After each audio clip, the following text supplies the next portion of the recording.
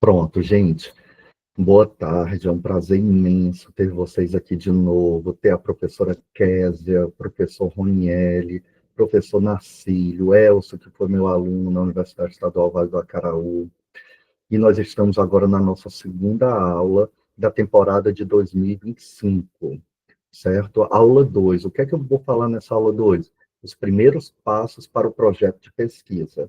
E o primeiro ponto que eu queria diferenciar com vocês, gente, é quando eu falar aqui em programa de pós-graduação. Aqui eu sempre, na maior parte das vezes, quando eu falar programa de pós-graduação, são programas estrito sensu, ou seja, mestrado e doutorado, e não lá, que é o caso de especialização, tá bom? Então, eu sempre vou me referir aos programas de pós-graduação em nível de mestrado ou de doutorado. Daniel, e qual é a grande diferença de um mestrado barra doutorado profissional e o acadêmico? Gente, o mestrado ou doutorado profissional, ele é mais direcionado para o seu contexto escolar, contexto de gestão, seu contexto profissional. Em geral, são poucas aulas, são poucos dias na semana. Não existe uma obrigatoriedade de você passar a semana toda, às vezes é quinta e sexta, ou sexta e sábado, ou às vezes até mesmo um dia somente na semana, porque leve em consideração seu contexto profissional, você não se afasta, certo? Em geral, e eu estou falando primeiramente aqui em linhas bem gerais, tá?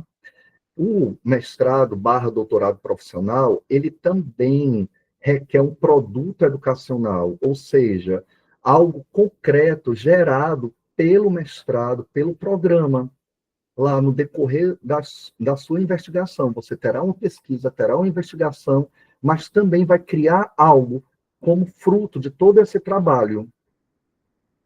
Pessoal, o mestrado profissional e o doutorado profissional 99% dos casos vocês não têm afastamento, tá certo? Das suas instituições. Não há afastamento. Isso é uma regra meio que geral já no Brasil.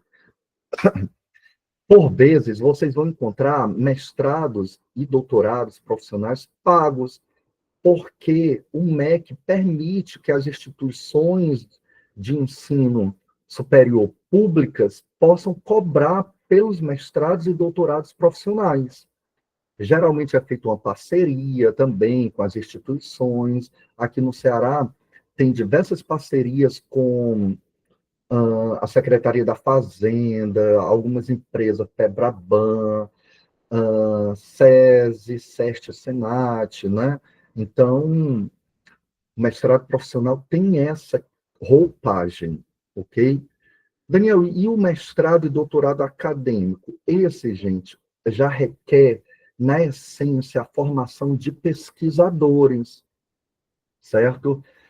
Vocês terão aula praticamente quase todo dia no primeiro ano, vocês terão encontros com o orientador de uma forma mais contínua. Em geral, os programas acadêmicos, eles são gratuitos, tá bom? Eles são gratuitos nas instituições públicas, tá bom? Públicas, porque nas instituições privadas, particulares, os mestrados e doutorados acadêmicos são pagos também, né? Certo? No mestrado e doutorado acadêmico, não tem a obrigatoriedade de gerar um produto educacional. Na verdade, você vai gerar uma grande pesquisa, certo? Pessoal, alguma dúvida sobre o mestrado e doutorado profissional acadêmico? O João Batista está falando aqui que a secretaria do município dele concedeu um afastamento no segundo ano somente do mestrado profissional em educação. Existem algumas exceções, mas geralmente não se afasta.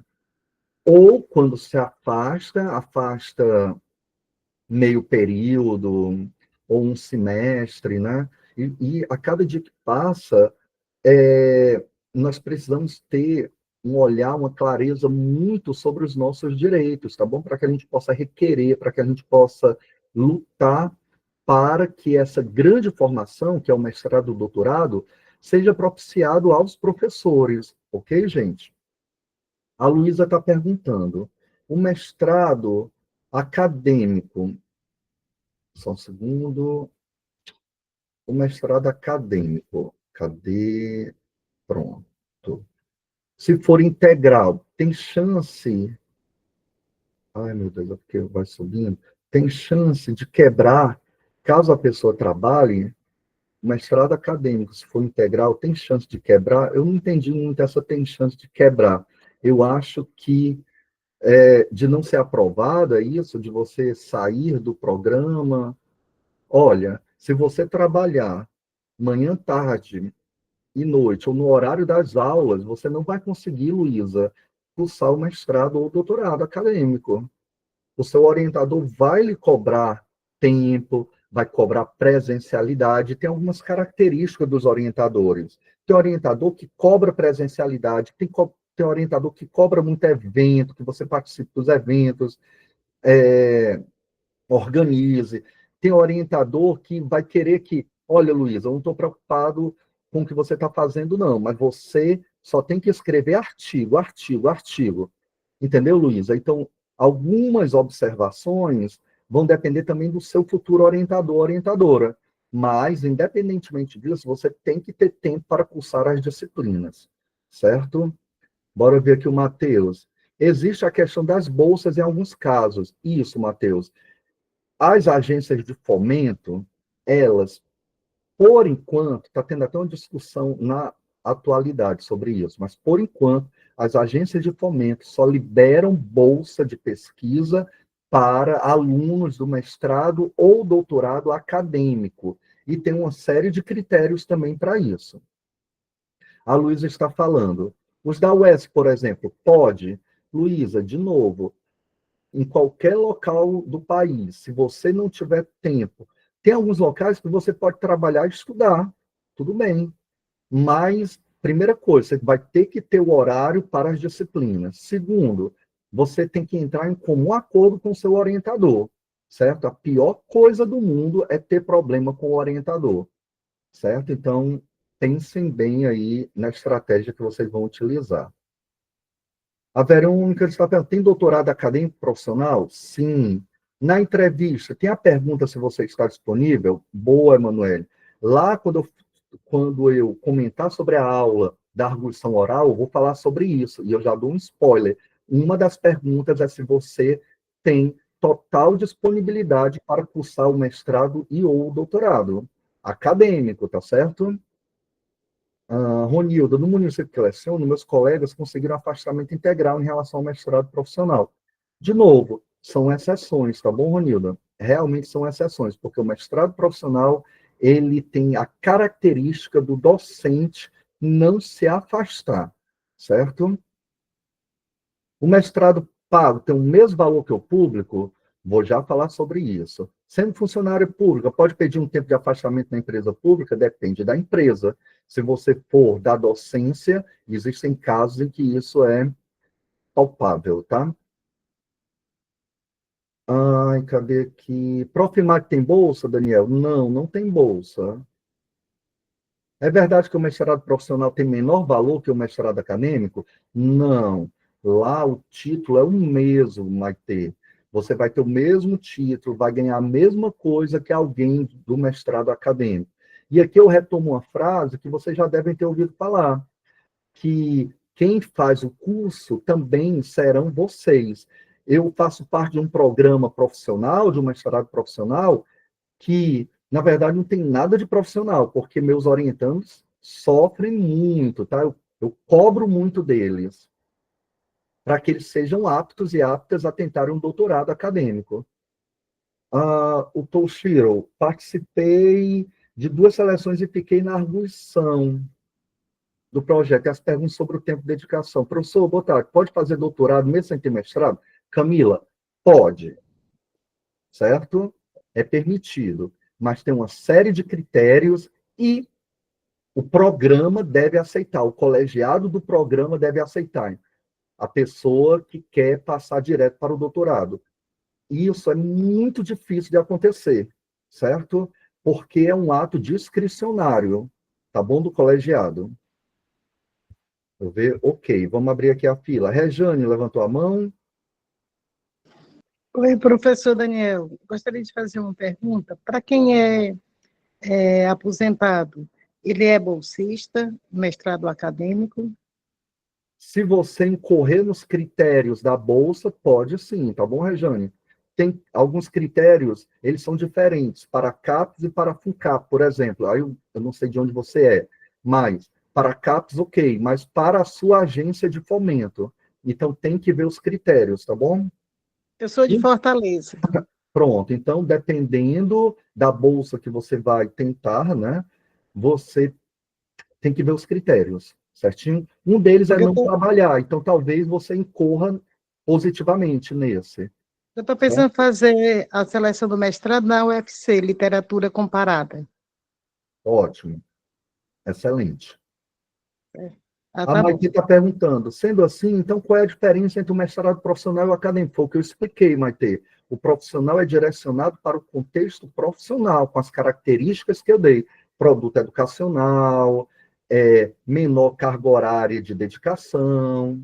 A Rebeca, professores do Estado e Prefeitura são liberados para o mestrado acadêmico? Depende do Estado e da Prefeitura. Aqui em Fortaleza, a Prefeitura só libera 50% da carga horária, então tem que ver a lei, tá bom? Procurem o sindicato de vocês.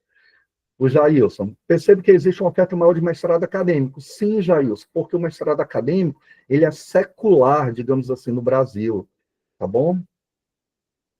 Profissional voltado o quê? Juliana, gente, meu irmão fez mestrado na UES, doutorado, sempre ganhou bolsa nos dois, mas não podia trabalhar. É um dos critérios, tá bom?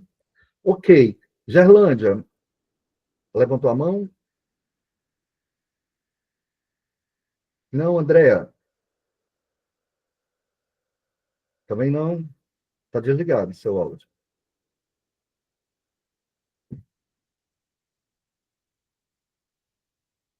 Tá ótimo. Henrique, levantou a mão?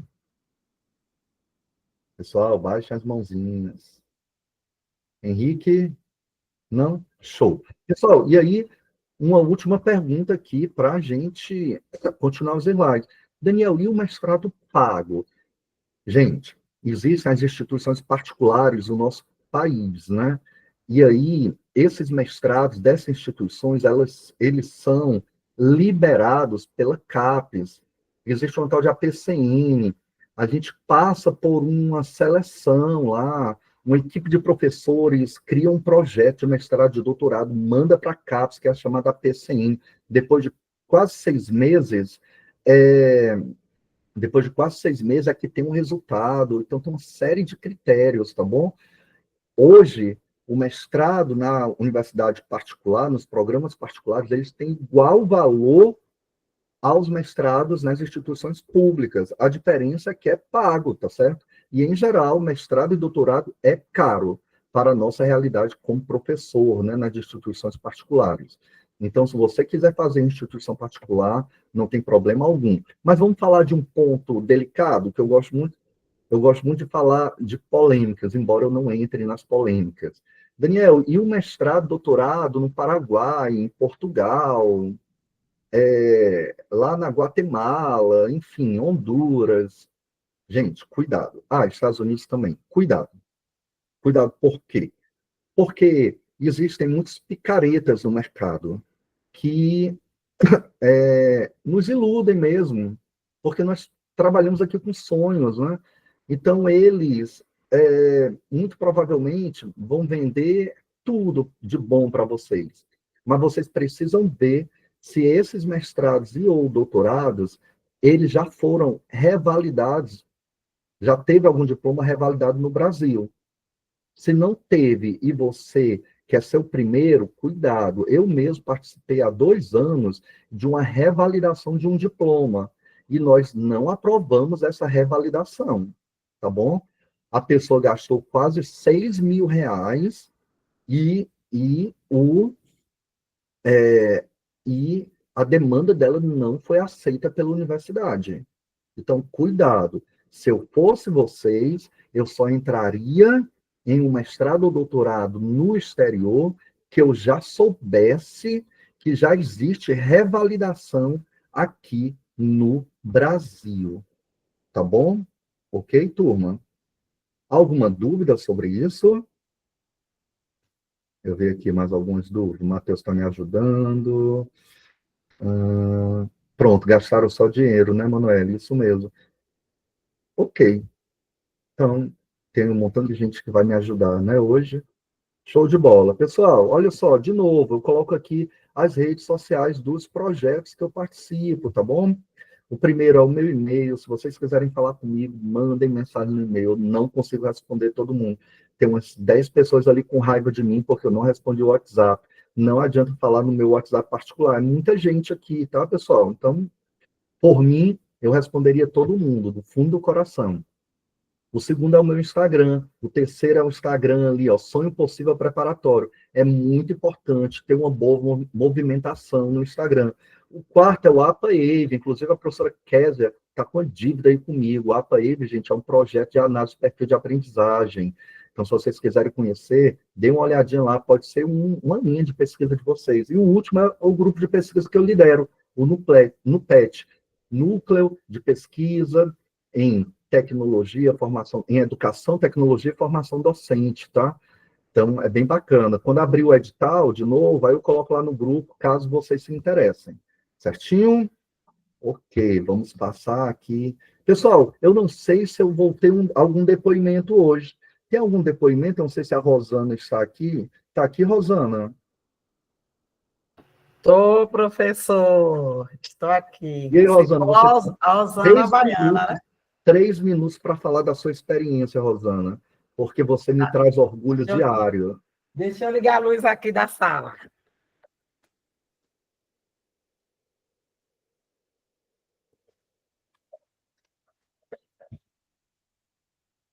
Oi, gente, estão me escutando? Sim. Bom, Sim, perfeitamente.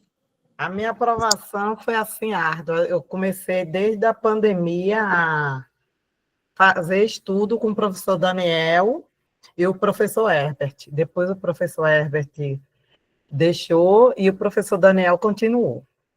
Era tentações, perdia nas entrevistas, no projeto, falava que o projeto era assim um pouquinho fraco, faltava algo.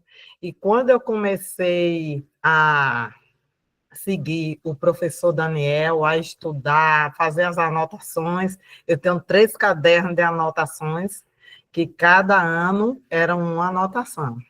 Em caderno diferente, em aprendizado, naquilo que ficava na minha mente, eu ia passando para o caderno. Fui montando, né, o meu projeto. Aí teve uma vez que até ele falou, olha, eu quero ver esse seu projeto, Osana, que eu falei uma coisa que não tinha nada a ver. Aí eu comecei a estudar, a me dedicar.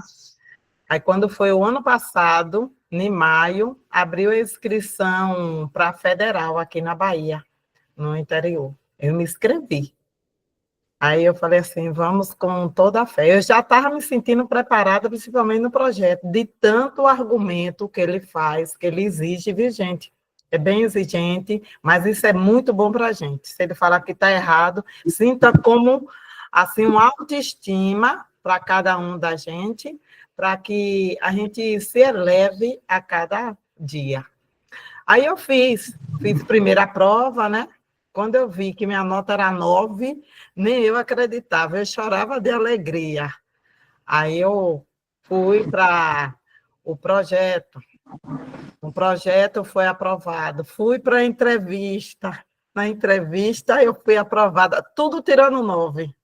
E veja, aí eu fiquei assim, radiante.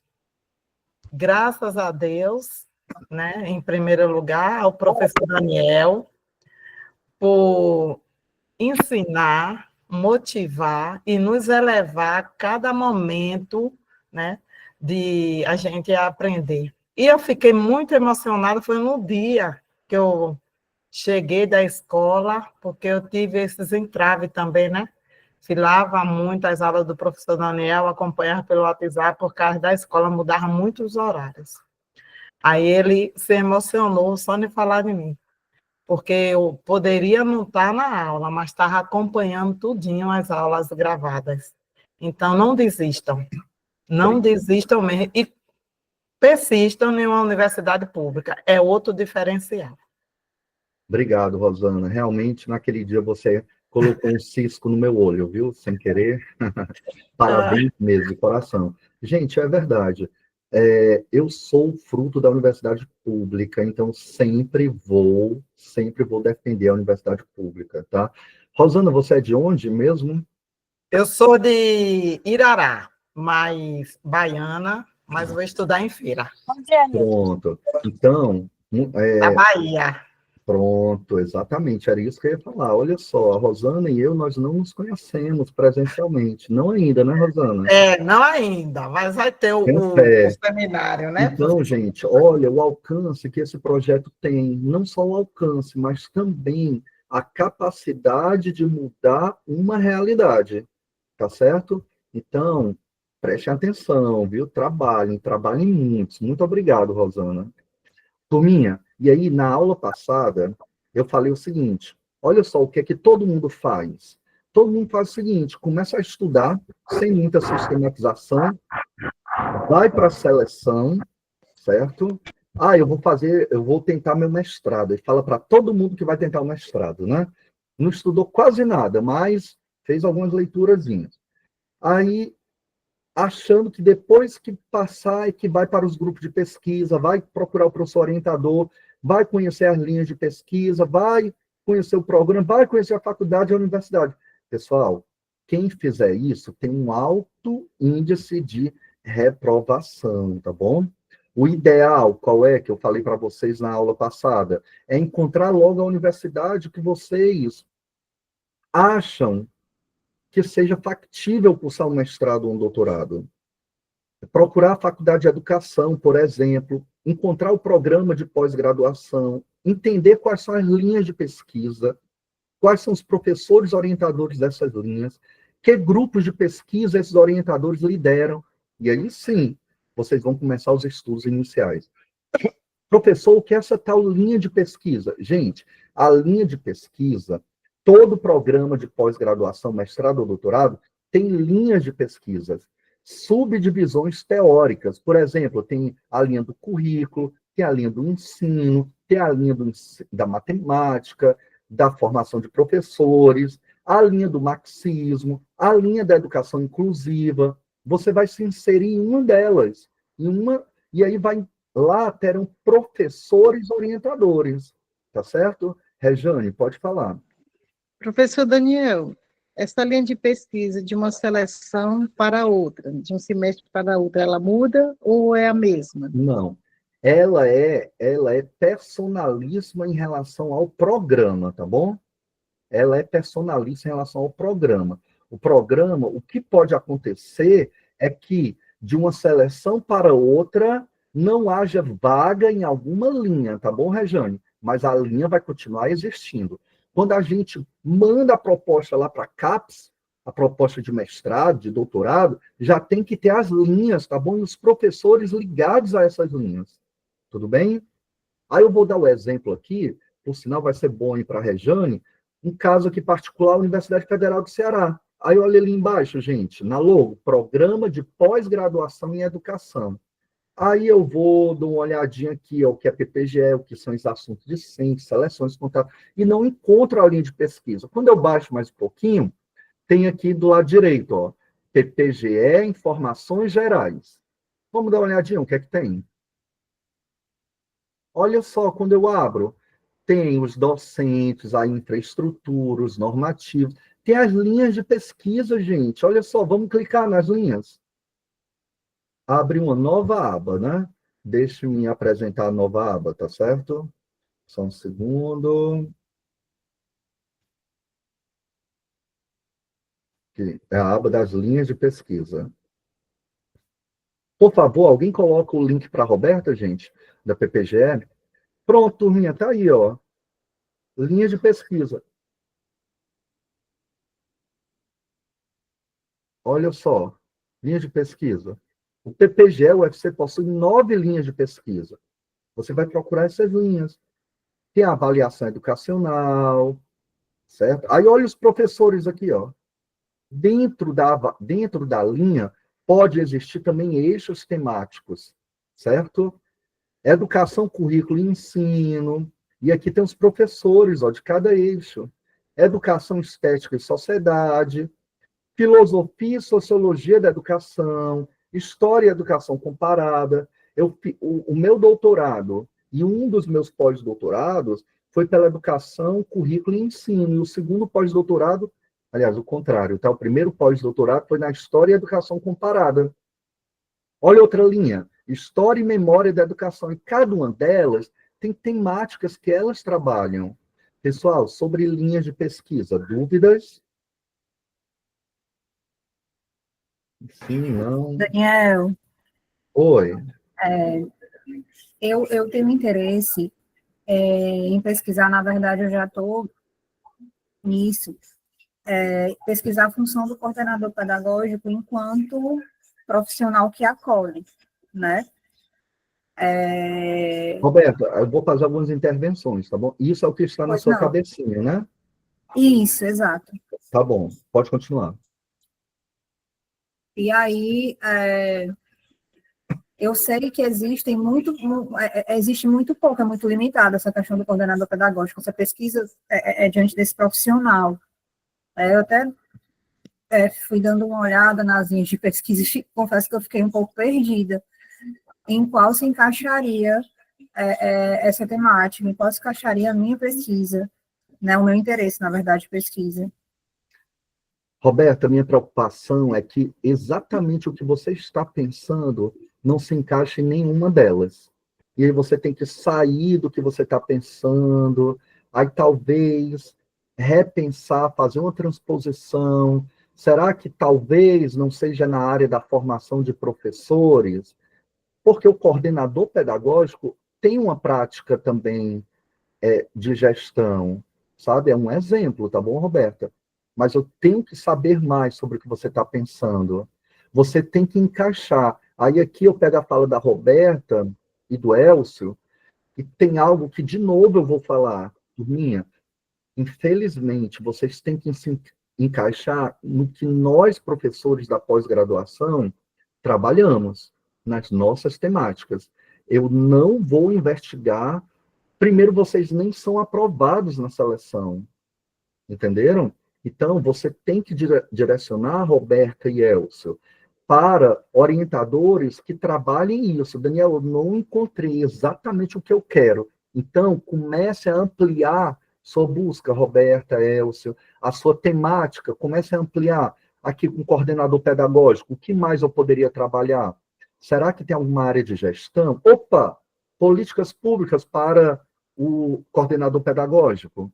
Então, talvez você vá lá para as políticas públicas. Você está entendendo, Roberta? Sim, entendi, sim. Certo? Luísa levantou a mão, pode falar. Professor, eu não entendi o que é o OCID, porque assim, ainda sou estudante, eu queria saber se eu preciso fazer esse OCID. Precisa. O OCID é um endereço acadêmico seu, que ele serve para o mundo todo, Luísa, tá bom? Então, como pesquisador, nós precisamos ter o OCID e o currículo Lattes. Certo? E qual a diferença do OCID para o currículo Lattes, professor? O Porque currículo Lattes, ele é Lattes já tem. nacional. E o OCID, ele é internacional. O OCID, ele puxa, Luísa, as informações, às vezes, das revistas. No currículo Lattes, você que tem que inserir no currículo Lattes as informações do seu currículo mesmo. Entendeu? Sim, entendi. Obrigada. Elcio? Daniel, eu vi que você estava passando aí, né, as linhas de pesquisa, aí me chamou a atenção aquela linha de pesquisa no ensino da matemática, né, mestrado em ensino da matemática. O que seria esse ensino da matemática? Seriam as metodologias de ensino ativas, no seu caso, né, que você fez da sequência FEDAT, né, foi o tema do seu mestrado, seria as metodologias de ensino ativa, teria mais alguma coisa para se encaixar nesse mestrado em matemática? O que seria exatamente as ramificações, digamos assim? Elcio, aí você tem que pesquisar, tá bom? Mas na UFC, em particular, é, é muita coisa trabalhada no ensino de matemática, educação inclusiva, sequência didática. Cuidado ao falar que a sequência didática é uma metodologia ativa, tá bom, Elcio? Outra coisa também, teoria da objetivação, avaliação, é, políticas públicas, tem muita coisa trabalhada lá, tá? Certo? Aí você tem que ver o que é que os orientadores estão investigando também pelo currículo Lattes dele. Certinho? Beleza. Professora Késia. Boa tarde. Então, estava falando sobre o Orcid, né? Queria saber se tem um jeito aí de exportar os dados do Lattes para o Orcid de uma forma mais fácil. Eu até andei dando uma olhada lá, mas eu achei complicadinho. Queria saber também, eu ouvi em algum lugar, não sei, agora até a colega da Bahia aí falou sobre um seminário presencial. Se vai ter, se já tem uma previsão de data, porque quem mora longe, né, precisa se programar. Pronto. Também sobre o artigo. Eu criei um grupo lá, criei um link, acho que estava com 18 pessoas, depois uma colega saiu, para discutir sobre formação docente.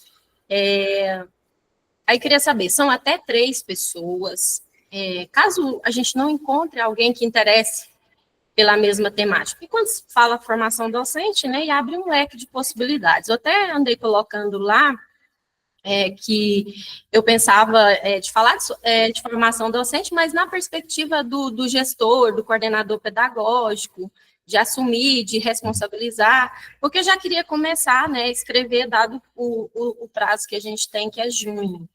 E aí, assim, parece que ficou um cri-cri-cri, né? Ficou calado, assim, pessoal. E eu vi que muita gente lá tem a experiência de coordenação pedagógica, né, também, e eu achei bem interessante. Eu achei que dava para casar, mas não deu, assim, eu não tive resposta lá no grupo dos colegas, apesar de ter tantas pessoas. Caso a gente não encontre, existe a obrigatoriedade de fazer com até 3 pessoas, enfim. E também eu vi que muita gente está tentando mestrado, que não é o meu caso, que eu estou tentando doutorado, mas não tem problema, sim, sobre essa mistura lá para escrever. Eu acho que fiquei com dúvida, assim, porque eu já estou querendo partir já para essa questão. Show, legal. Eu esqueci quase tudo, tá? Mas eu vou do final para o início. Bem, olha, é no máximo 3 pessoas. Se você quiser escrever sozinha, não tem problema nenhum. Tá bom? Se quiser escrever em dupla, também não tem problema nenhum. Quiser escrever com 4 pessoas, tem problema, tá certo? Porque perde um pouquinho a qualidade, certo? Segundo ponto, sobre o que escrever? Preferencialmente sobre o objeto de pesquisa que você vai tentar um mestrado e um doutorado, tá bom? E é um preferencialmente, assim, bem isso, tá certo? Porque senão, professora Kézia, vai ter gente que já tem alguma coisa escrita lá do TCC e vai querer usar o capítulo de livro como um receptáculo e não vai aprofundar o referencial teórico para o projeto de pesquisa, tá bom? Então, essa é a nossa orientação, que seja uma pesquisa bibliográfica tratando sobre as teorias que você vai trabalhar no projeto de pesquisa. Professor, e vai ter alguma formação sobre isso? Vai. Próxima semana vocês terão uma formação sobre a escrita deste capítulo de livro, tá certo? Número de páginas, os tópicos, o layout, vai ter tudo bonitinho na próxima quinta-feira. Tem outra coisa também que eu ia falar sobre o capítulo de livro, tá? Daqui a pouco eu falo. Aí a sua pergunta, voltando ao início, o OCID. Olha, eu vou contar um segredo para vocês, gente. Vocês não precisam preencher todo o OCID, basta ter o cadastro, porque toda vida que uma revista de caráter internacional requerer o seu OCID, eles só vão se preocupar com o cadastro dele, do OCID, apenas isso. E aí a revista mesmo vai puxar o seu OCID e a própria revista vai enviar a publicação para o seu cadastro. Basta que vocês autorizem via e-mail, tá certo? Aqui no Brasil, vocês só precisam se preocupar com o currículo Lattes, ok? Qual foi a segunda, Kézia? Eu falei sobre seminário presencial, final Não, do programa, seminário eu vi que a presencial. colega falou se vai ter mesmo, se já tem uma previsão de data para a gente se programar, né? Porque quem mora longe, né? Pronto, o seminário presencial, pessoal, nós estamos vendo aí a relação custo-benefício, porque nós precisamos ter um montante bem significativo, porque no dia tem uma boa parcela que acaba desistindo, acaba não indo. Então, ainda estou nos trâmites, tá bom? Certinho? Talvez nas próximas semanas a gente tenha algo mais robusto e concreto, tá bom, professora Kézia? Ok? Luísa, pode falar. Fora a publicação de artigo, o que mais conta na seleção do mestrado? Você está Professor? falando bem baixinho, é só para mim que está baixo? Fora a escrita de um artigo, o que mais conta para a seleção de mestrado? Você vai olhar o edital da última seleção da universidade, do programa que você quer tentar. Geralmente é resumo, é trabalho apresentado, é certificado de iniciação científica, de residência pedagógica, PIBID. Alguns também cobram tempo de sala de aula, tá bom? Então, depende do edital. Eu vou ter uma aula só sobre o barema, tá bom? Os critérios. Michela, pode falar. Professor, na plataforma Lattes, dá para puxar o ORCID. Depois que cria o ORCID, lá na página do ORCID, todo mundo vai lá e abre. Aí depois ele conversa com o Lattes e leva os principais dados, as principais formações. Mas nesse caso, Michela, a professora Kézia queria do Lattes para o ORCID, entendeu? Não há necessidade de fazer isso. Entendi. Pronto, eu lembrei, professora Kézia. Eu lembrei. Olha, gente, eu vou sempre falar disso. Tem muita gente que fala assim, eu quero falar sobre formação de professores. E mas formação de professores é um mundo. Dependendo do teórico, você vai para determinado caminho. Pode ser que na formação de professores vocês queiram trabalhar os profissionais do AEE. Pode ser que vocês queiram trabalhar os gestores escolares. Pode ser que vocês queiram pegar o chão e trabalhar o professor reflexivo. Então, depende da perspectiva. E quem é que vai falar qual é a perspectiva, qual é o referencial teórico? O seu orientador, as pesquisas do seu orientador. Por isso, aquele protocolo é tão importante, de você fazer uma grande investigação no currículo Lattes, de conhecer o grupo de pesquisa. Certinho? Luísa, você continua com a mão levantada ou quer fazer outra pergunta? Não, eu esqueci. Certo. A Hebe está perguntando, o Lattes consegue puxar os dados da plataforma Paulo Freire? Não, Hebe. Eu tenho quase certeza de que não. E é super chato, tá bom? Porque eu participei de algumas seleções, faz 3 anos aí, que eu participava de algumas seleções, inclusive da residência pedagógica, e eu não conseguia puxar, então eu tinha que preencher a plataforma Paulo Freire ali do início, tá? Turminha, e aí para a nossa aula de hoje, finalmente, parece que não começou, né? Eu vou apresentar aqui para vocês o modelo completo de um projeto de pesquisa. De novo, Daniel, não tem resumo no edital que eu vou tentar, então não coloque resumo. Você não vai colocar nada mais do que o necessário, mas aqui eu vou apresentar todo, porque tem programas que pedem resumo, introdução. Dentro da introdução tem o quê? Justificativa, delimitação do problema, problemático, pergunta de pesquisa e objetivos. Depois, referencial teórico. Lembrem o que eu falar sempre. Justificativa são 2 elementos. Justificativa teórica, por que os autores acham importante realizar aquela pesquisa, e uma justificativa acadêmico-profissional, certo? Referencial teórico é dividido por teorias. No mestrado, o ideal é, no máximo, 2, mas pode ser que encontre casos de 3. No doutorado, até 3, por exemplo. Mas não é algo tão fechado, não gosto nem de falar desses números, mas é algo cultural também, certo?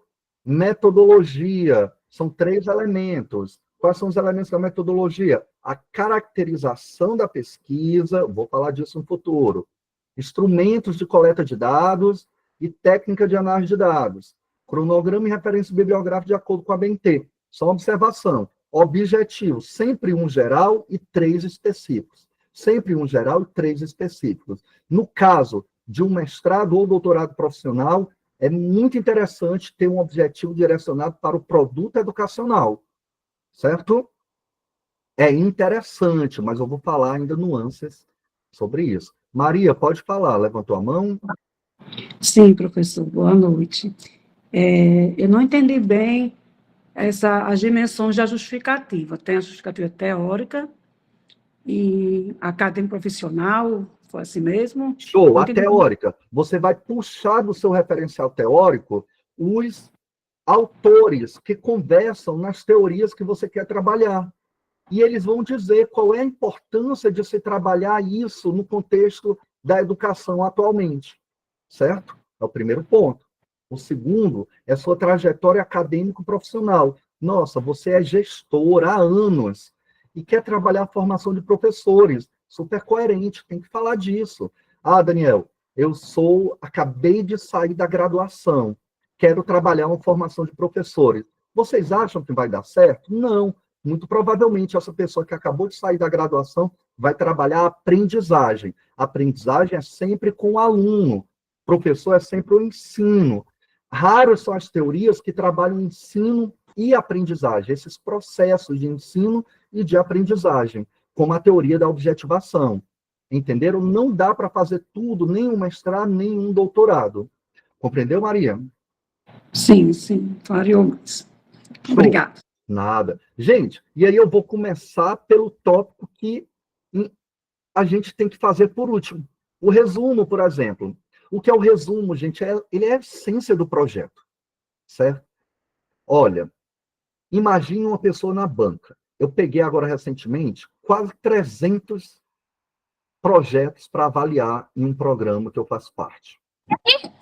Gente, o resumo era tudo para mim, porque o resumo já me dava um grande norte, certo?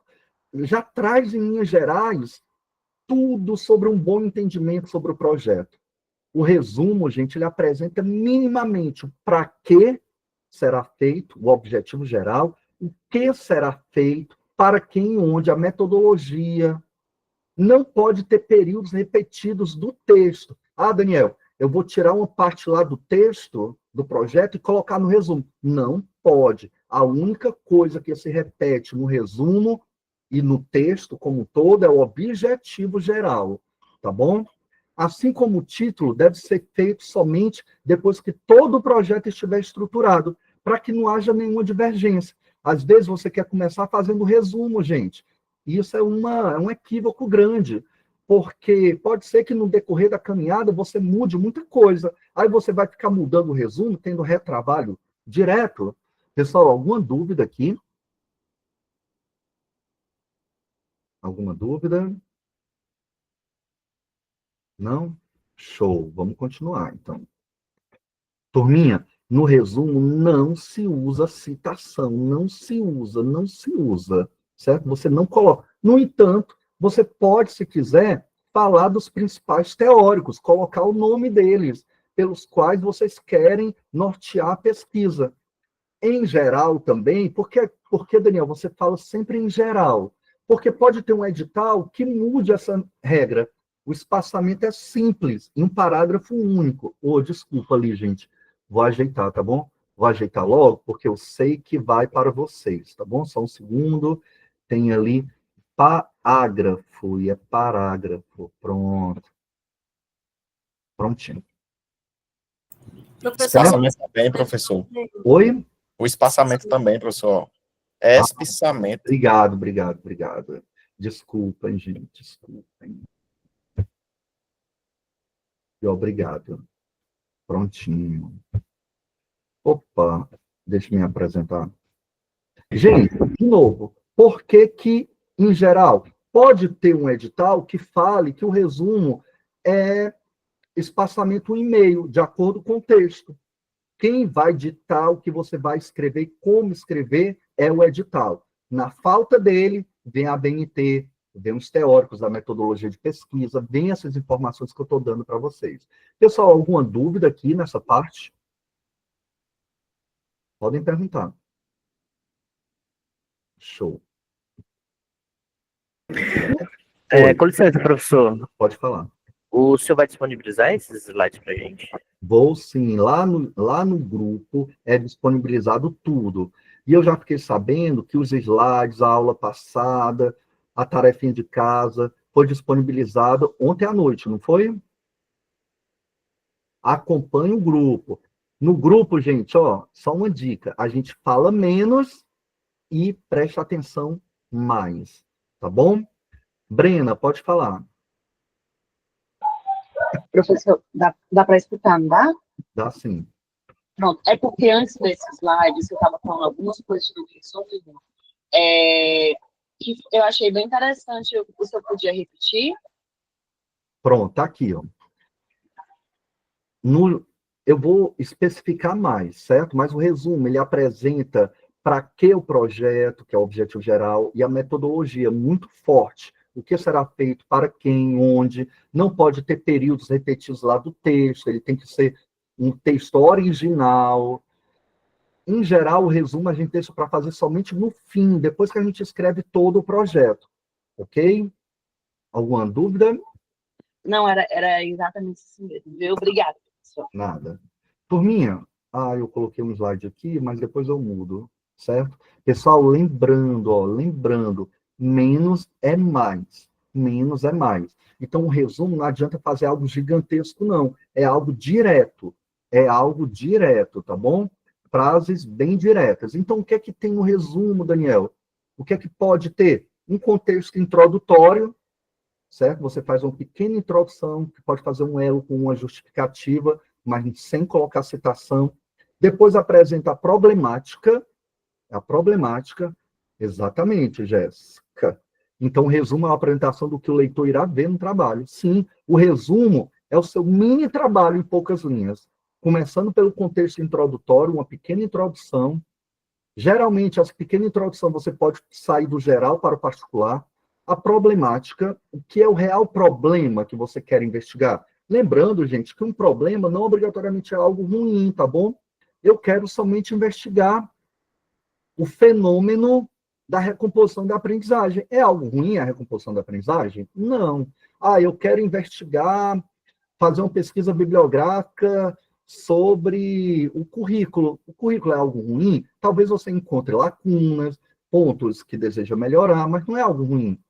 É interessante, pessoal, você usar as nomenclaturas, problemática, objeto de pesquisa, porque isso vai norteando a banca quando for lendo. Então, depois da problemática, coloca o objeto de pesquisa, o fenômeno que você vai extrair dados, vai investigar, ou vai ter uma aula só sobre o objeto de pesquisa. O objetivo geral também, tudo linkado, tá bom, gente? Depois do objetivo geral, o referencial teórico, quais são as teorias que você quer trabalhar, e, por fim, a metodologia. E, de novo, a metodologia tem que ter aquelas 3 partes: caracterização, instrumento de coleta de dados e técnica de análise de dados. Pessoal, aqui, dúvidas. A ABNT, inclusive, fala um pouco sobre o resumo, quantidade de palavras.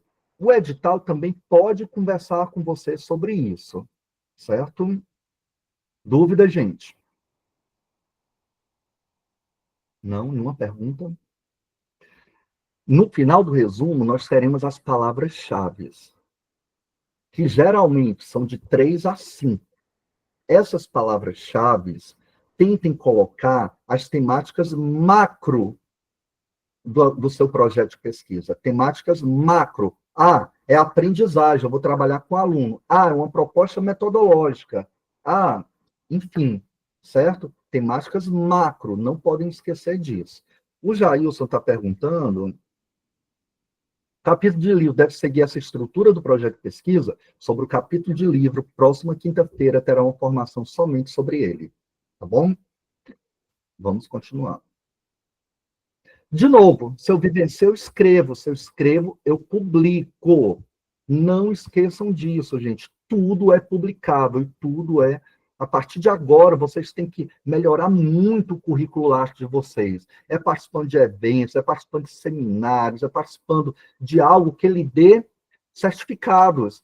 que lhe dê comprovação. Daniel, e para onde eu corro? Eu acho que a Luísa que perguntou, corra para onde o edital fala que é importante você pontuar. Sandra, pode falar. Eu queria tirar só uma dúvida em relação ao capítulo do livro, assim, se é interessante a gente participar, assim, com um grupo só, tipo assim, pode ser até 3 pessoas, né, no capítulo. Pronto, boa pergunta. Sandra, eu sempre oriento, principalmente aos novatos, não adianta vocês se meterem em milhões de grupos. Eu sabia que semana passada ia acontecer isso. Um entrando no grupo, entrando no outro, falando, a minha temática é essa e tal, e tal, e tal. Gente, tenham foco. Menos é mais. Menos é mais. Então, entrem em um grupo só, em uma dupla, em um trio, em um quarteto só. A gente começa muito motivado, é importante, mas a gente tem que ter o pé no chão também. Será que eu vou ter tempo? Quanto mais coisas, quanto mais demandas vocês pegarem nesse momento, mais fácil de vocês se desestimularem no primeiro problema que vocês passarem, no primeiro obstáculo. Tá bom, Sandra? Então, minha orientação é sempre essa. Tentem escrever somente um capítulo, ok? E, já que a Sandra... Rita, vai falar alguma coisa? Desativei. E já que a Sandra tocou nisso, eu vou falar do e-book. Qual o prazo? 30 de junho. Ali tem o link das outras edições. Dúvidas, podem procurar os monitores, certo? Eu encerro essa apresentação, gente, com essa frase. Não há pesquisa sem ação. E não há ação sem pesquisa, certo? É muito interessante você pensar que a pesquisa que vocês vão começar a estruturar, ela deve gerar uma ação que possa mudar determinada comunidade. Tá certo? Isso é pesquisa de impacto. Daniel, minha pesquisa é bibliográfica, ela é bobinha? Não. Mas ela precisa ter uma ação de mudança para determinada comunidade. Ok? Turminha, eu vou sair dos slides e eu vou apresentar 3 materiais importantíssimos que vão ser disponibilizados para vocês, porque faz parte da tarefa de hoje. O primeiro é o seguinte, olha só aqui, pessoal, é o modelo geral de um projeto de pesquisa. Modelo geral de um projeto de pesquisa. Tá todo mundo vendo aí o modelo? Aqui eu coloquei algo geral, tá bom? A capa, o título, aí você coloca linha de pesquisa, estão vendo? No meu caso, a cidade do programa de pós e o ano, aí foi 2023, vou colocar logo 2025 para vocês. Aqui o resumo. Opa, meu Deus. Pronto. Só um segundo. Eu estou na outra página, mas vocês podem falar, tá bom? Ó, resumo, depois palavras-chave, introdução, aí eu começo a orientar vocês. Pelo menos um parágrafo de contextualização geral, de no mínimo 5 linhas, e com citações indiretas. Eu amarro bem. Daniel, então você gosta desse tipo de coisa? Não, mas no primeiro momento, se faz tempo que vocês não lidam com a pesquisa acadêmica, ou nunca tiveram acesso, vocês vão amarrar, a primeira escrita de vocês é sempre amarradinha. Depois, vocês serão artistas, onde a criatividade, a leitura de outras propostas vão fazer com que vocês amadureçam. Tá bom, gente? Então, ó, vamos dar uma olhada mais nele aqui. Parágrafo 1, parágrafo 2, olha só.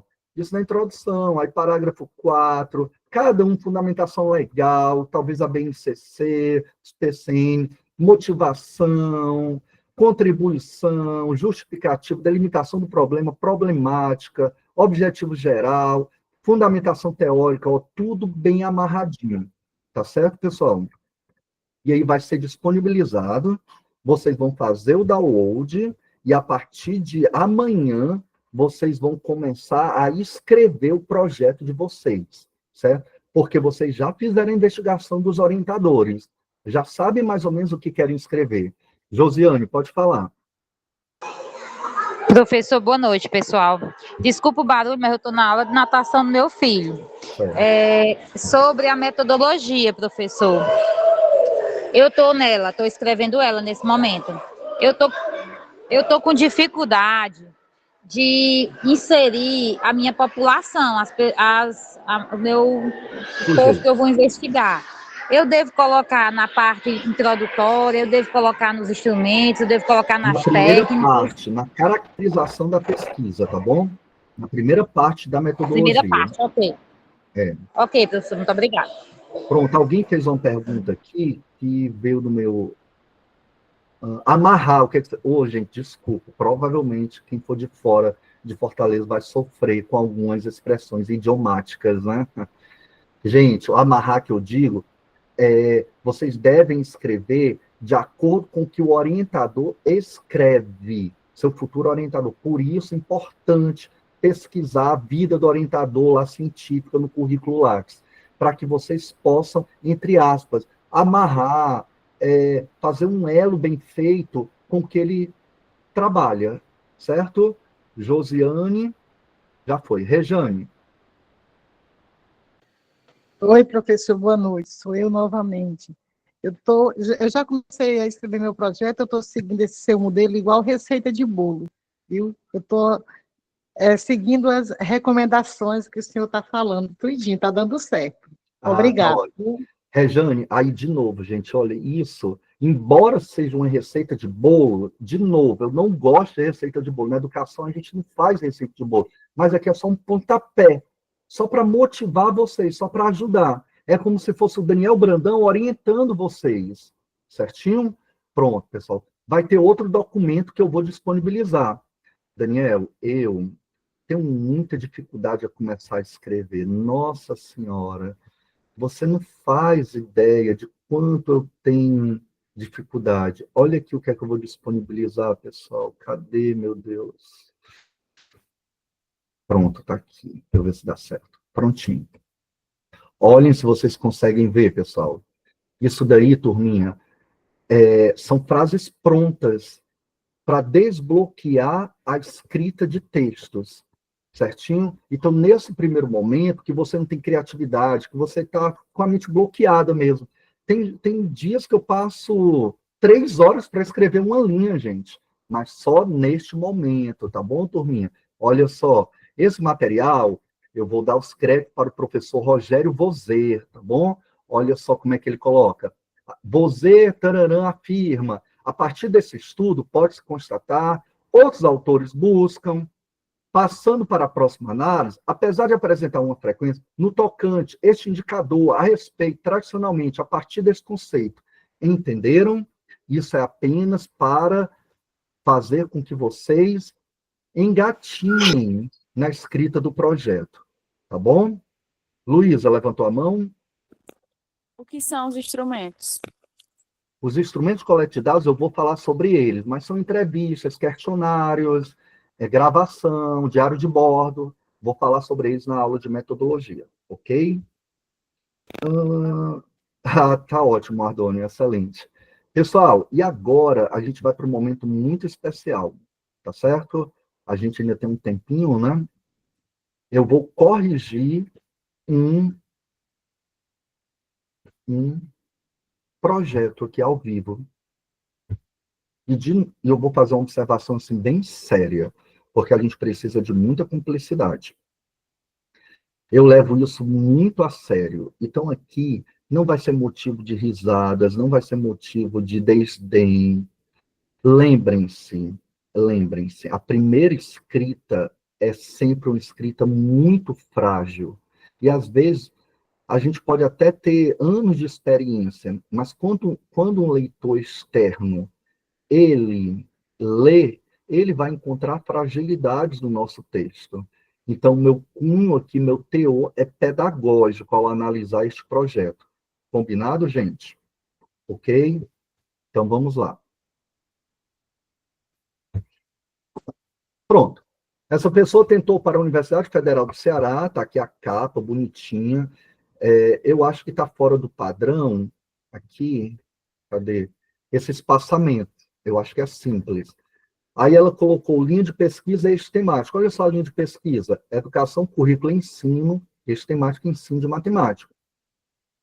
Pronto. Em geral, o título vem antes, tá bom, gente? Vem antes e vem maior, não vem na mesma letra, não. Ok? Daniel, não diz isso em lugar nenhum. Realmente não diz. Mas isso é cultural, ok? Olha só qual foi o título, turminha. Funções trigonométricas e a sequência FEDAT. Práticas de ensino para estudantes com deficiência visual. Ótimo. Vamos analisar o título. Todo projeto de pesquisa tem que ter um objeto epistêmico. O que é o objeto epistêmico? Em palavras mais a grosso modo, é o objeto, digamos assim, não é o objeto de pesquisa. O objeto epistêmico, gente, me faltou a palavra agora, é o objeto do conhecimento. Pode ser um objeto do conhecimento da matemática, pode ser um objeto do conhecimento lá da pedagogia, entenderam? É a temática, o conteúdo propriamente dito. O saber, embora o saber ainda seja muito amplo, é algo específico, não obrigatoriamente a teoria do conhecimento, porque a teoria do conhecimento pode ser, por exemplo, a teoria das fases de aprendizagem de Piaget, e isso não é objeto epistêmico. Neste caso, o que foi objeto epistêmico? Função trigonométrica. Na língua portuguesa, talvez o objeto epistêmico fosse a fluência leitora, o uso de crase. Lá nas ciências, fosse o trabalho com moléculas, equações, reações químicas. Ah, professor, não vou trabalhar nada disso, eu vou trabalhar com coordenador pedagógico. Mas o quê? O que você vai trabalhar com coordenador pedagógico? É o planejamento em si? Então, o objeto epistêmico, teórico ali, é o planejamento. Algo bem específico. Essa pessoa apresentou uma proposta metodológica, a sequência FEDAT, e falou o seguinte: práticas de ensino para estudantes com deficiência visual. Show. Aí você tem que ter um olhar, já que prática de ensino. Se são práticas de ensino, então é voltado para o professor. Tá certo? Então, são práticas de ensino para professores que trabalham com estudantes com deficiência visual. Não tem ponto, tá bom, gente? No título não tem ponto. Uma vez, eu acho que fui eu, no grupo de pesquisa que eu participava, ainda bem verdinho, eu fui corrigido na frente de todo mundo, mas de uma forma bem delicada e desconfortável, de uma pessoa que era um pouco mal educada. E eu nunca esqueci isso, tá bom, gente? Então isso ficou marcado na minha cabecinha. Não esqueçam, não tem título. E sempre o título é maiúsculo. Isso é uma convenção também, título maiúsculo. Eu acho que o Carlos André não entendeu, né, o objeto epistêmico. Carlos André, você vai elaborar um projeto de pesquisa sobre qual temática? Fala aí um pouquinho para mim. Você consegue falar?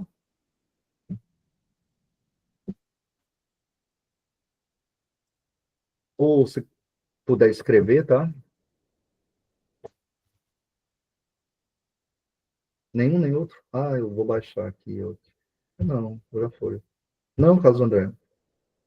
O objeto epistêmico é o conteúdo específico que você vai trabalhar. Por exemplo, você falou sobre a incorporação agora da... acho que você escreveu aqui. Cadê? Sobre a incorporação da BNCC. Por exemplo, você é licenciado em física, quer trabalhar com alunos ou quer trabalhar com professores. Qual é especificamente o objeto do conhecimento que está lá na BNCC que você vai abordar na sua pesquisa? Não dá para fazer uma formação geral. Ah, eu quero falar sobre a sequência FEDAT, vamos supor. Tá, mas a sequência FEDAT é o meio. Qual vai ser o objeto epistêmico?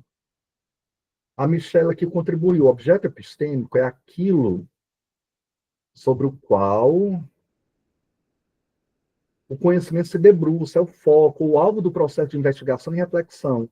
em termos mais simples, é o objeto que está sujeito à análise do âmbito do conhecimento ou da epistemologia. Foi bem prolixo, né? Porque eu não sei se o caso André é da matemática, Matheus, mas além da álgebra, Matheus, eu ainda posso especificar o que da álgebra eu vou trabalhar, porque a álgebra é uma grande área da matemática, né? Ali dentro, é uma unidade temática, inclusive, mas dentro da álgebra. Brena, não é como se fosse objetivo específico, é conteúdo, Brena, conteúdo. O Reinaldo, professor, sempre ouvi que temos que ser muito fiéis ao edital. Temos uma quantidade de laudos? Temos, sim. A capa conta também. Tem que ler o edital, tá bom, Reginaldo? Tal qual. É uma regra geral ter a capa? Geralmente, sim.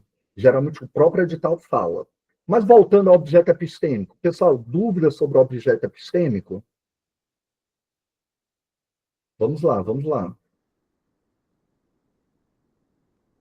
Opa! Não obrigatoriamente, Michela, a teoria que você pesquisa, não obrigatoriamente. A teoria que você pesquisa, Michela, por exemplo, é a sequência FEDAT e a avaliação educacional. Agora, dentro da sua pesquisa, a gente ainda vai delimitar o que você vai trabalhar lá na transição da aritmética para a álgebra. É divisão? É função? É sequência numérica? Certo? Pronto. Vamos lá, gente. Dúvidas sobre esse objeto epistêmico? Daniel, vou trabalhar políticas públicas. Vai ter um objeto epistêmico? Se for políticas públicas, qual é o conteúdo lá em políticas públicas que você quer trabalhar? Políticas direcionadas para a educação inclusiva. Certo? O que na educação inclusiva, exatamente? Aí a gente começa a especificar. Certinho? Pronto, vou continuar, tá bom, gente? Nós vamos falar muito sobre isso ainda. Aqui, pronto. Aí, turminha, eu acredito que essa pessoa seguiu tal qual o edital. Então, ela colocou exatamente o critério, objeto de estudo, justificativa e delimitação do problema da pesquisa. Isso tudo faz parte da introdução. Então, o ideal é que isso tudo seja introdução. Aí vem lá, 1.1, objeto de estudo, 1.2, justificativa, certinho? Isso tudo está contido na introdução, tá bom? Certinho? Lembrem-se disso. Mas é importante que essas nomenclaturas, objeto de estudo, justificativa e delimitação do problema, estejam no texto. Porque quando eu olhar, eu já vou dizer, opa, ela colocou a delimitação do problema, ele colocou a justificativa, certo? Uma outra observação importante também é que, vejam, que não tem o nome da pessoa, não pode se identificar de forma alguma. Quaisquer tipos de identificação vai levar à exclusão do certame, tá bom, gente? Não tem nem recurso, praticamente. Vamos entender um pouquinho o que foi que essa pessoa escreveu aqui, pelo menos nessa parte introdutória? Eu ver aqui.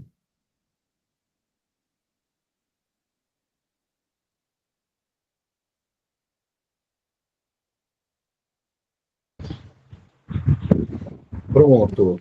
A Andreline falou dentro da compreensão textual. Tem algo mais específico dentro da compreensão leitora? Se isso for mais específico, é excelente. Vai ter um tópico sobre compreensão leitora. Eu vejo aqui o outro. O Carlos André escreveu assim, gente. Tema não, eu acho que deve ser o título, né? Gente, não confundam tema com título. Certo? O que o Carlos André está apresentando aqui, aparentemente, é o título, né? A Base Nacional Comum Curricular não precisa colocar abreviação no título, tá certo? Então, a Base Nacional Comum Curricular e a formação docente nas séries iniciais. Desafios e impactos na prática pedagógica. Legal. Você vai investigar só lá nas séries iniciais, só a prática pedagógica, Carlos? Porque se for só a prática pedagógica, qual é o elemento da prática pedagógica que você vai investigar? Certinho? Qual é o elemento? Então, a gente vai especificando qual o conteúdo da prática pedagógica. Você vai alinhar com algum conteúdo em si, nos anos iniciais, e eu acho que o ideal agora, salvo engano, são nos anos iniciais. Eu não sei se séries iniciais está totalmente correto, de acordo com as nomenclaturas oficiais. Eu vejo aqui... O Fábio está falando o seguinte: objeto epistêmico no grupo de estudos que eu discutia se chama de objeto de pesquisa, que se quero discutir de um determinado temático, um afunilamento. Já epistemologia entraria nessa teoria. Show. Na metodologia de pesquisa oficial, Fábio, objeto de pesquisa é o fenômeno pelo qual você vai direcionar suas análises, ok? Objeto de pesquisa é o fenômeno pelo qual você vai direcionar suas análises. E isso é o modelo oficial do que os autores conversam conosco sobre objeto de pesquisa, ok?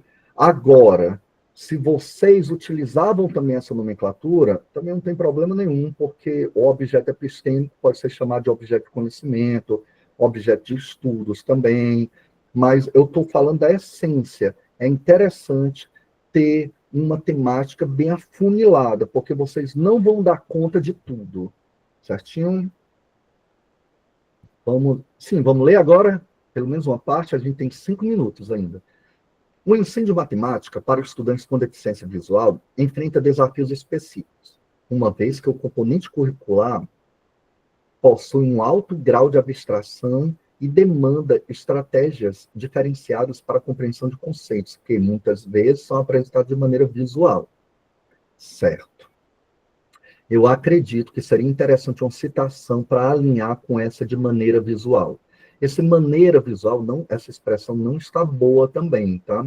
Ela não é usualmente correta no ensino de matemática. E outra observação também, alto grau de abstração. A gente evita esse tipo de hipérbole, tá bom, gente? Que não é bem uma hipérbole, né? Mas basta colocar, possui um grau de abstração, porque eu tenho certeza que no decorrer do texto vão ter muitas expressões nesse modo. E tem uma observaçãozinha também. Essa pessoa não colocou o recuo no parágrafo, gente. Tem que escrever corretamente. A estética, ela é imprescindível. Só não tem recuo no parágrafo, no resumo, que não é o caso aqui. Para Brandão, que não sou eu, 2010, quando uma pessoa não possui a visão, é fundamental que desde cedo se estimule o uso da percepção espacial e dos demais sentidos, como o tato e a audição. Nesse contexto, a utilização de recursos de tecnologias assistivas, materiais concretos e sequências didáticas que favoreçam o desenvolvimento do raciocínio lógico e espacial é essencial para que esses alunos possam participar de forma ativa das atividades de aprendizagem. Certo. Então, está falando dos recursos e agora sequências didáticas. Essas sequências didáticas são propiciadas pelo professor, né? E aí traz um autor, o Brandão aqui, eu acredito, seja o professor Jorge Brandão, que ele é da Universidade Federal do Ceará e ele trabalha em educação inclusiva no ensino de matemática. Aí vem aqui, Mantuan, já é um teórico bem renomado, né? Então vamos ver o que essa pessoa traz. Conforme Mantuan, a educação inclusiva, ao considerar as especificidades de cada estudante, promove um ambiente em que todos possam aprender, eu sei, Leninha, que é ele, em que todos possam aprender e se desenvolver, independentemente de suas condições físicas ou cognitivas. Show, começou com citação. Eu, geralmente, show, certo. Na perspectiva inclusiva, a matemática deixa de ser vista como uma barreira intransponível e passa a ser trabalhado como uma disciplina que estimula a criatividade, o pensamento crítico e a capacidade de resolver problemas. Assim, o ensino de matemática para estudantes com deficiência visual deve focar, gente, evitar esse tipo de termo, tá?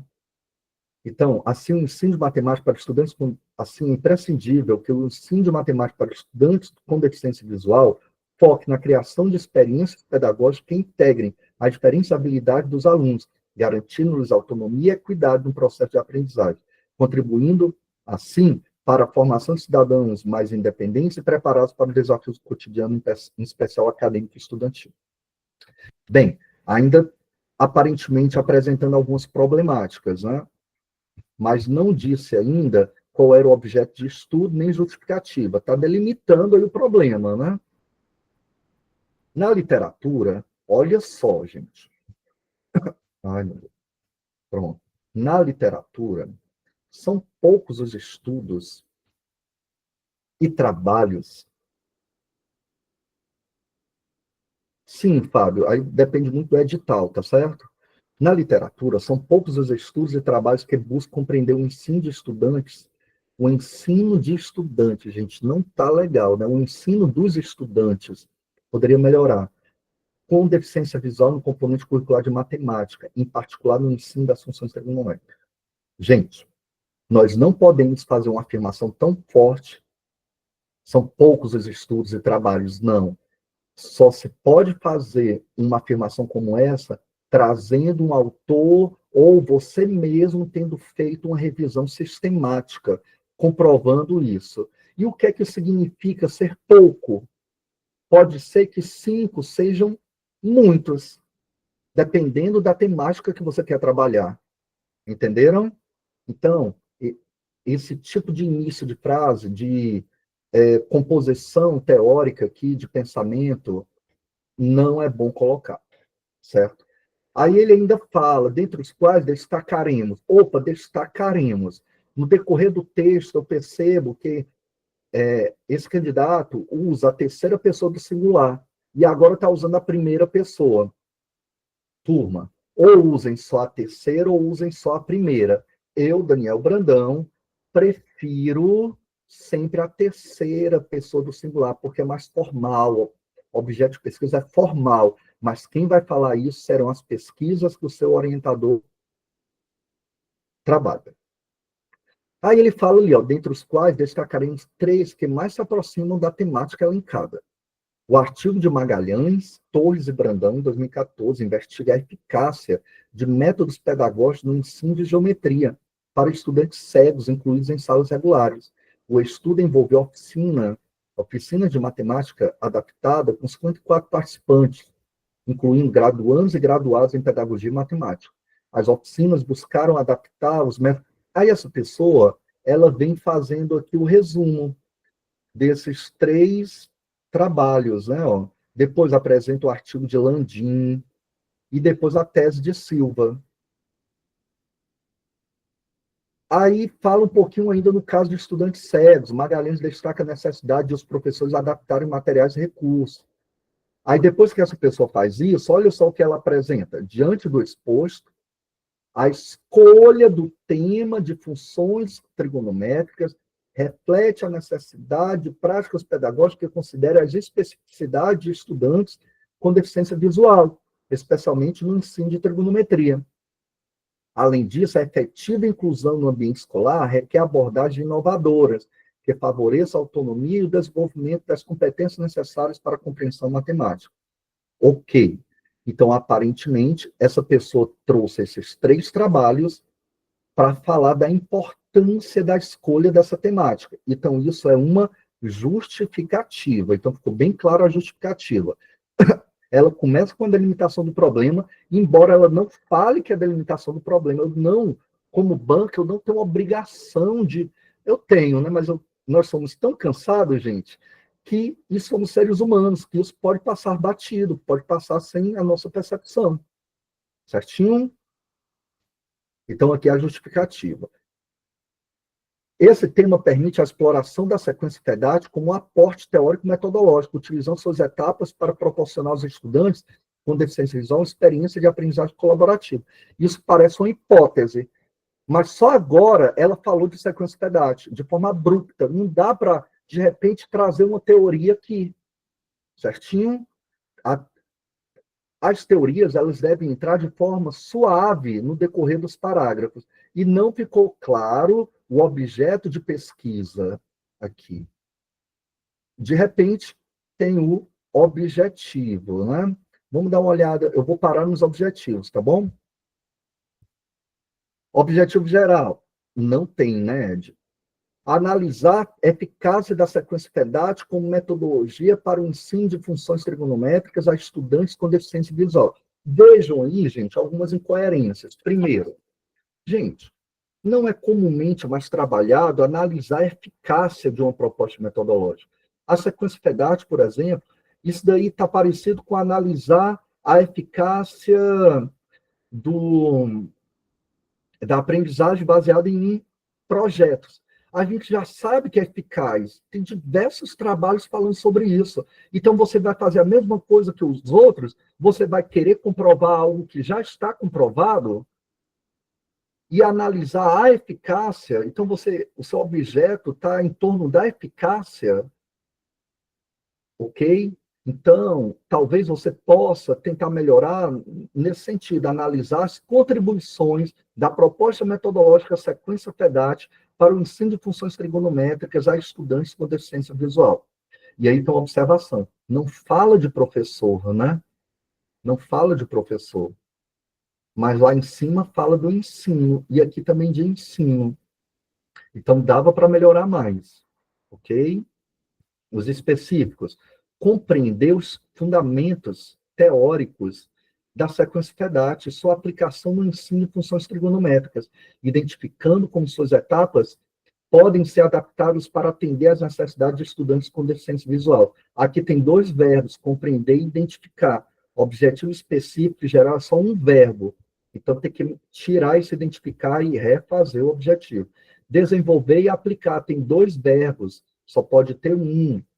Desenvolver e aplicar atividades práticas. Que atividades práticas são essas, gente? Eu não sei se eu comentei na aula passada, mas atividade prática não tem um sentido específico para ela. E outra, desenvolver e aplicar é método, é mão na massa. Objetivo é de pesquisa, é de trabalho para alcançar um fenômeno por meio da metodologia, por meio do desenvolvimento e da aplicação dessas atividades, certo? É que nós vamos compreender o objeto de pesquisa, analisar. Então, talvez aí o interessante seria analisar atividades que utilizem recursos táteis, e a sequência FEDAT. Promovendo a resolução de problemas, não. Tem que tirar o verbo promover, já é um terceiro verbo, sobre a perspectiva da resolução de problemas relacionados, ok? Por fim, fomentar uma postura colaborativa entre os estudantes. Opa, então, vai ter aprendizagem colaborativa? Fomentar uma postura dos estudantes, mas o trabalho não é direcionado para professor, gente. Entenderam? Então, esse terceiro objetivo tem que refazer com certeza. Certinho? Pessoal, observação, ok? Lembrem-se. Sempre, os objetivos, eles vão ser muito combatidos pela banca. Sempre. Então, eles têm que ficar muito redondinhos, muito bem elaborados com todo o texto. Uma observação daí, não tem nada que trate sobre a educação inclusiva nos objetivos específicos, nem sequer um objetivo teórico que se relacione com a educação inclusiva, certo? Então, deve conter aqui também, porque é uma grande teoria a ser trabalhada, certinho?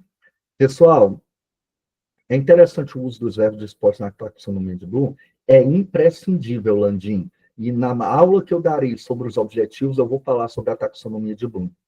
Pessoal, valeu a pena hoje, valeu a pena, foi legal, tudo isso eu vou colocar lá no grupo, a gravação, tá bom? Eu espero que vocês tenham gostado, tenham aprendido alguma coisa. E é isso, né? Um pouquinho mais de 7 horas, aproveitem um grupo, estudem, coloquem a mão na massa, certo? De novo, eu só vou conseguir ajudar vocês se vocês começarem a escrever. Socorro, pode falar, levantou a mão?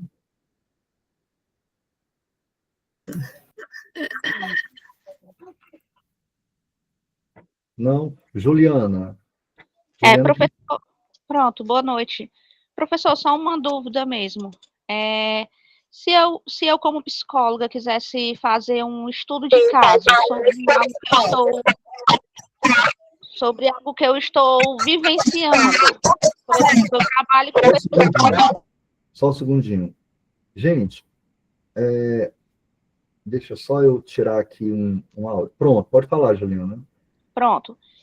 Eu trabalho com pessoas em situação de rua, certo? Como psicóloga social. Se eu quisesse usar esse meu trabalho, um estudo de caso sobre esse assunto, poderia ser usado no mestrado? No projeto?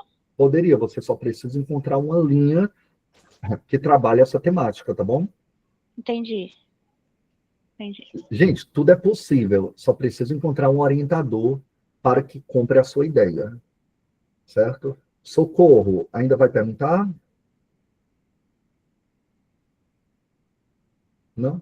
Gente, então vamos tirar uma foto oficial do segundo encontro. Matheus, Michela, Cíntia aí já está toda chique, Mariana, Queiroz, Rosana. Gente, marque o projeto nas redes sociais, me marquem lá, coloquem as fotos no grupo. Renê, cadê os demais, gente? Bora, Michela. Boa noite. Boa noite. Não, eu estava só querendo me justificar, porque eu fiquei um momento sem energia. Tá ótimo. Mas a aula vai gravada, não vai? Vai ficar gravado. Certo. Mas eu achei muito importante os pontos aí das... Magnífico, tirou muito minha dúvida. Obrigado. Obrigada. Show. Vamos lá tirar a foto, vamos dar um minutinho sem observações, aí, sem comentário, gente. Ok. Gente, professor, eu tenho um amigo que quer participar. Pode participar. Chamem, gente. É um ato de amor que vocês fazem pelo seu amigo. E neste mês de março, se vocês conhecerem uma professora que necessite mudar de vida, que necessite uma formação como essa, traga essa mulher para cá, tá bom? Porque não basta ser professora, a maioria também é mãe, é esposa, é filha, é irmã. Eu sei da luta que vocês passam aí diariamente, tá bom? Gente, uma excelente noite, a gente vai se falando lá pelo grupo, tá bom? Tchau, pessoal. Tchau, professor, boa noite. Tchau. Tchau. Boa noite. Tchau. Boa noite, professor. Boa noite a todos.